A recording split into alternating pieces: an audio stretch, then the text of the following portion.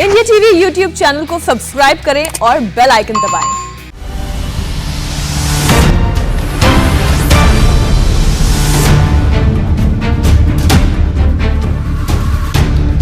नमस्कार, आप देख रहे हैं इंडिया टीवी। आपके साथ मैं हूं मीनाक्षी जोशी। अब वक्त है सबसे बड़े चुनावी शो अब की बार किसकी सरकार का, जिसमें हम आपको दिखाते हैं उत्तर प्रदेश और पंजाब की सियासी खबरें। सबसे पहले आज की 3 बड़ी हेडलाइंस पर एक नजर डालते हैं। आज की 3 बड़ी खबरें कौन सी है? पहली बड़ी खबर, चन्नी पंजाब के नए कैप्टन। जी हां, इस वक्त ये पंजाब के नए कैप्टन यानी नए सरदार बन गए हैं चरणजीत सिंह चन्नी। अब से थोड़ी देर पहले उन्होंने मुख्यमंत्री पद की शपथ ली है। उनके साथ जज सिख सुखजिंदर सिंह रंधावा और हिंदू समुदाय से आने वाले ओम प्रकाश सोनी ने डिप्टी सीएम पद की शपथ ली। आज की दूसरी बड़ी खबर पर एक नजर डालिए। आज की दूसरी बड़ी खबर भी पंजाब से ही है।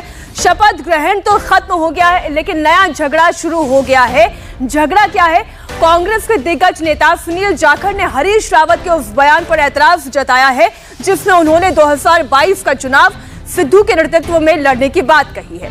तो आज की दूसरी बड़ी खबर पर भी नजर डालेंगे, लेकिन आज की तीसरी बड़ी खबर, चन्नी जाएंगे, कैप्टन को मनाएंगे। जी हां, इस वक्त चरणजीत सिंह चन्नी के कैप्टन अमरिंदर से मिलने के लिए उनके फार्म हाउस जाने की खबर है। फार्म हाउस पर उन्हें इनवाइट किया गया है, उनसे मुलाकात होनी है। अब सवाल यह है कि क्या चन्नी के जाने से कैप्टन मान जाएंगे, इस पर भी रहेगी हमारी नजर। लेकिन सबसे पहले तो आज मुख्यमंत्री पद की शपथ चरणजीत सिंह चन्नी ने ले ली है। बड़ी इलेक्शन ब्रेकिंग ये, चरणजीत सिंह चन्नी ने पंजाब के नए मुख्यमंत्री के तौर पर शपथ ले ली। सुखजिंदर रंधावा और ओम प्रकाश सोनी ने उप मुख्यमंत्री पद की शपथ ली है। सुखजिंदर सिंह रंधावा और ओम प्रकाश सोनी पंजाब के उप मुख्यमंत्री बनाए गए हैं। राहुल गांधी भी शपथ ग्रहण समारोह में शामिल होने के लिए पहुंचे जरूर, लेकिन थोड़ी देरी से वो पहुंचे। तब तक शपथ ग्रहण समारोह तकरीबन खत्म होने के मुहाने पर था। और इस बीच एक बड़ी खबर उत्तर प्रदेश से, मायावती इस वक्त एक प्रेस कॉन्फ्रेंस को संबोधित कर रही हैं। आइए सुनते हैं उन्हें। सिंह चन्नी को सबसे पहले मैं हार्दिक बधाई एवं शुभकामनाएं देती हूं, लेकिन ये बेहतर होता कि यदि कांग्रेस पार्टी पहले ही इनको पूरे 5 वर्ष के लिए यहाँ का मुख्यमंत्री बना देती, किंतु अब कुछ ही समय के लिए इनको पंजाब का मुख्यमंत्री बनाना, तो इससे तो ये लगता है कि ये केवल इनका कोरा चुनावी हथकंडा है, इसके सिवाय कुछ भी नहीं है। साथ ही मीडिया के जरिए आज ही मुझे ये भी मालूम हुआ कि पंजाब में आगामी विधानसभा चुनाव इनके नेतृत्व में नहीं बल्कि गैर दलित के नेतृत्व में ही लड़ा जाएगा, जिससे भी ये साफ जाहिर हो जाता है कि कांग्रेस पार्टी का दलितों पर अभी तक भी पूरा भरोसा नहीं जमा है। किंतु इनके इस दोहरे चाल चरित्र व चेहरे आदि से वहाँ के खासकर दलित वर्ग के लोगों को ज़रूर सावधान रहना है। लेकिन इससे ये भी स्पष्ट है कि कांग्रेस पार्टी यहाँ अकाली दल व बीएसपी के बने गठबंधन से काफ़ी ज़्यादा घबराई हुई है। और मुझे ये पूरा भरोसा है कि पंजाब के दलित वर्ग के लोग भी इनके इस हथकंडे के बहकावे में कतई भी नहीं आने वाले हैं। वैसे तो सच्चाई ये है कि इनको व अन्य विरोधी पार्टियों को भी मुसीबत में ही या फिर मजबूरी में ही दलित वर्ग के लोग केवल इन्हें याद आते हैं, ये भी सर्वविदित है। जैसे आप लोग परम पूज्य बाबा साहब डॉक्टर अंबेडकर का ही उदाहरण लीजिए। तो यदि कांग्रेस पार्टी के पास जब अंग्रेज़ भारत को छोड़कर चले गए थे, हालांकि संविधान बनने की प्रक्रिया पहले ही शुरू हो गई थी, जब अंग्रेज़ रजाबंद हो गए थे कि हम भारत को आज़ाद कर देंगे, तो जब भारतीय संविधान को बनाने की बात आई तो उस समय यदि कांग्रेस पार्टी के पास पंडित जवाहरलाल नेहरू के पास एंड कंपनी के लोगों के पास यदि इनके पास बाबा साहब डॉक्टर अम्बेडकर से, बाबा साहब डॉक्टर भीमराव अम्बेडकर से ज़्यादा काबिल आदमी होता तो ये किसी भी कीमत पर बाबा साहब डॉक्टर अम्बेडकर को भारतीय संविधान को बनाने में उसमें शामिल उनको नहीं करते। और आज जो पूरे देश में दलितों को, आदिवासियों को, अन्य पिछड़े वर्गों के लोगों को जो कुछ भी उनको कानूनी अधिकार मिले हैं तो शायद वो भी नहीं मिलते। और इतना ही नहीं, आज जो पूरे देश में तो धार्मिक अल्पसंख्यक समाज में से खासकर मुस्लिम समाज के लोग जो थोड़े घने सुरक्षित हैं तो शायद ये भी नहीं होते, क्योंकि बाबा साहब डॉक्टर अम्बेडकर ने इस देश का संविधान किसी जाति और धर्म के आधार पर नहीं बल्कि धर्मनिरपेक्षता के आधार पर ही बनाया था। इतना ही नहीं तो ये भी मैं दलित वर्ग के लोगों को बताना चाहती हूँ। इतना ही नहीं बल्कि ठीक इसी प्रकार यूपी विधानसभा के आम चुनाव होने से कुछ जब अब यूपी में भी विधानसभा का आम चुनाव होने के लिए कुछ समय बचे हैं तो ठीक इसी प्रकार से यूपी विधानसभा आम चुनाव होने के कुछ समय पहले ही, अब जब कुछ ही महीने बचे हैं तो यहाँ भाजपा भी खासकर ओबीसी समाज के प्रति, यहाँ पर भाजपा का भी खासकर ओबीसी समाज के प्रति उभरा नया नया प्रेम वास्तव में ये दिखावटी व हवाई आदि ना होकर यदि थोड़ा भी सही व सार्थक होता तो इनकी केंद्र व यूपी सहित अन्य राज्यों की भी सरकारें इनके साथ साथ तो एससी व एसटी की भी सरकारी नौकरियों में अभी तक इनके बैकलॉग को जरूर भर देती, लेकिन ऐसा नहीं हुआ। आज भी पूरे देश में चाहे एससी एसटी का मामला, ओबीसी का मामला है तो सरकारी नौकरियों में इनके पद अभी तक भी खाली पड़े हैं। साथ ही अब तक ओबीसी के लोगों की जातीय जनगणना की भी इनकी इस मांग को स्वीकार कर लिया होता है। यदि थोड़ी भी इनके प्रति इनके मन में ओबीसी के प्रति थोड़ी ईमानदारी होती, थोड़ी सच्चाई होती तो अब तक ओबीसी के लोगों की जातीय जनगणना की भी इनकी इस मांग को स्वीकार कर लिया होता।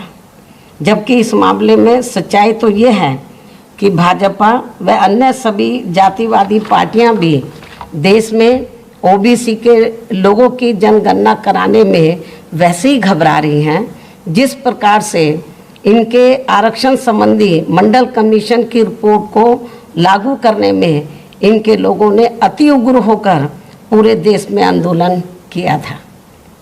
लेकिन अब भाजपा का भी इनके वोट के खातिर यहाँ आसानी से इनका कोई भी नाटक चलने वाला नहीं है।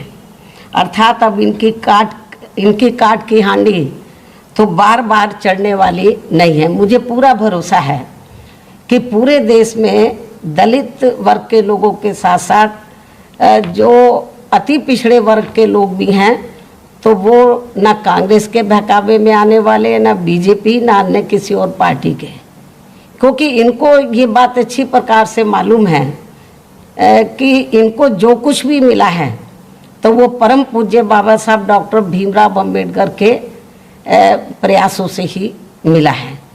तो आज जो भी कुछ इनको थोड़ा घना ये जो जातिवादी पार्टी हैं, चाहे कांग्रेस है, चाहे बीजेपी है या अन्य जो भी जातिवादी पार्टियां हैं, आज जो कुछ भी थोड़ा घना इनको दे रही हैं केवल वो अपने स्वार्थ में, अपने वोट के खातिर, ना कि इनके समाज के लोगों को अपने पैरों पर खड़ा करने के लिए दे रही हैं। तो इसलिए मुझे पूरा भरोसा है, चाहे यूपी में दलित व अति पिछड़े वर्ग के लोग हैं, चाहे पंजाब में या देश के अन्य किसी भी राज्य में, ये लोग अब जल्दी से इनके बहकावे में आने वाले नहीं हैं। तो ये भी मैं आज मीडिया के माध्यम से इन पार्टियों को बताना चाहती हूँ। तो इन्हीं कुछ ज़रूरी बातों के साथ ही अब मैं अपनी बात यहीं समाप्त करती हूँ। धन्यवाद। तो पंजाब में मुख्यमंत्री के चेहरे के साथ साथ मायावती ने जो बातें कही हैं वो हम आपके सामने रख रहे हैं। मायावती ने पहले तो शुभकामनाएं दी, लेकिन साथ ही साथ कांग्रेस पर वार भी ये कहते हुए किया कि भले ही चरणजीत सिंह चन्नी को उन्होंने मुख्यमंत्री बना दिया हो, लेकिन ये बात भी तय है कि उन्हें चलाने वाला एक जट सिख ही है। उन्होंने ये बात भी साफ कही कि दलितों की याद पार्टियों को तभी आती है जब कहीं ना कहीं पार्टी कमजोर हो रही होती है, और जिस तरीके से बीएसपी और शिरोमणि अकाली दल का गठबंधन पंजाब में हुआ है उससे कांग्रेस पार्टी विचलित हो गई है। इस वक्त की बड़ी खबर आपको बता दें, उन्होंने न सिर्फ कांग्रेस पर बल्कि बीजेपी पर भी निशाना साधा। उन्होंने बीजेपी से मांग भी की कि जातीय जनगणना आखिर क्यों नहीं करा रही है बीजेपी, उससे पहले उन्हें आखिर किस बात का डर है। तो मायावती के आरोपों का बैकग्राउंड भी अब हम आपको समझाते हैं कि इन आरोपों का बैकग्राउंड क्या है। दरअसल नए सीएम चन्नी की शपथ से पहले पंजाब में नया झगड़ा शुरू हुआ है।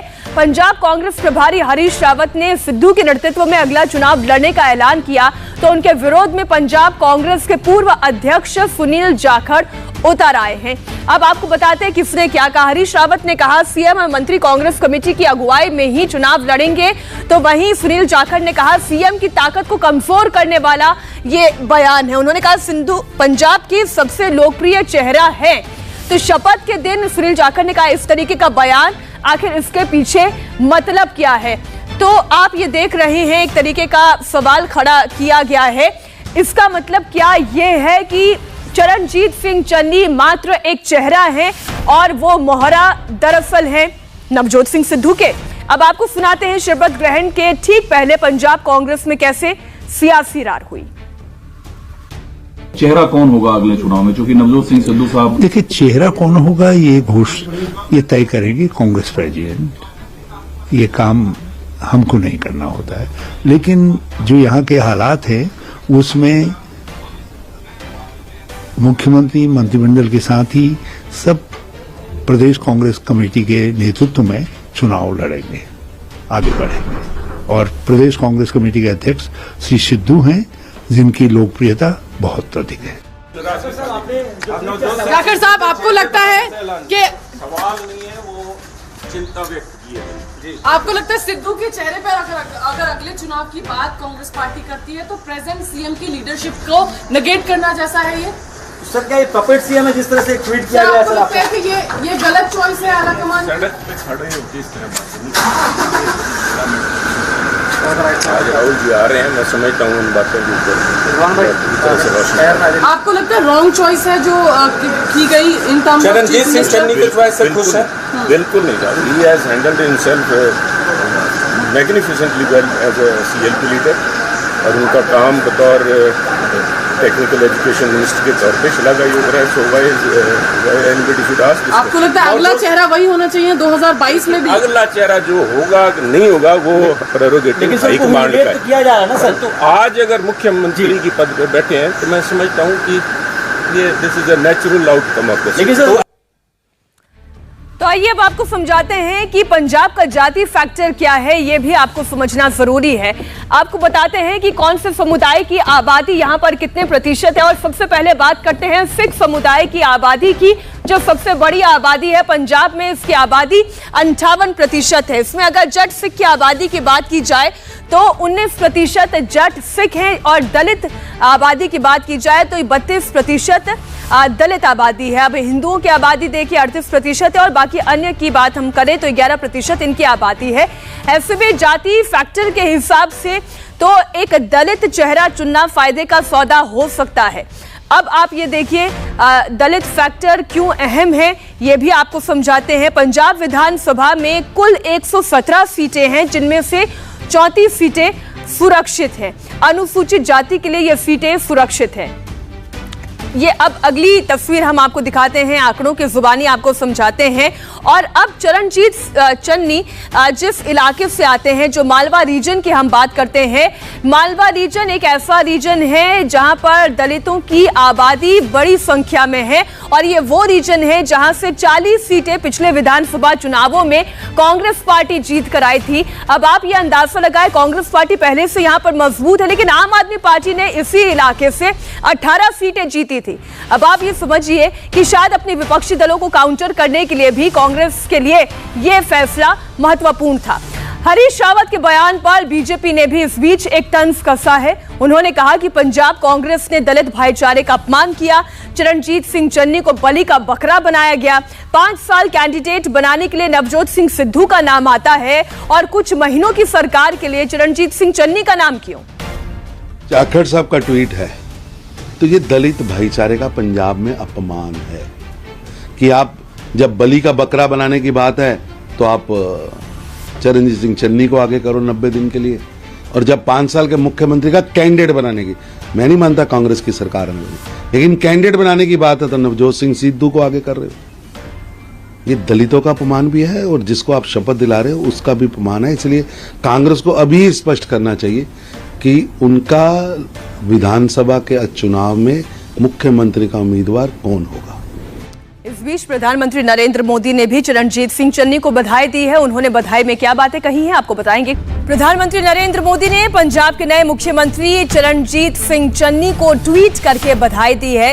पीएम मोदी ने लिखा, केंद्र सरकार पंजाब के लोगों की भलाई के लिए पंजाब सरकार के साथ मिलकर काम करती रहेगी। चरणजीत सिंह चन्नी की शपथ के बाद पंजाब में दलित वोट बैंक की राजनीति तेज हो गई है। मायावती ने किस तरह कांग्रेस पर बड़ा प्रहार किया बताएंगे आपको एक छोटे से ब्रेक के बाद।